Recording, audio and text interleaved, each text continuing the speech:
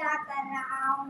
Gram قدر سامعین، مسلمانوں کو یہ حکم ہے کہ ہر کام شروع کرنے سے پہلے بسم اللہ. نیند سے اٹھے تو بسم اللہ، خرید و فروخت کرے تو بسم اللہ، محنت مزدوری کرے تو بسم اللہ، میدان جنگ میں ہتھیار اٹھائے تو بسم اللہ، قلم ہاتھ میں لے تو بسم اللہ، کتاب کے وقت کردانی کرے تو بسم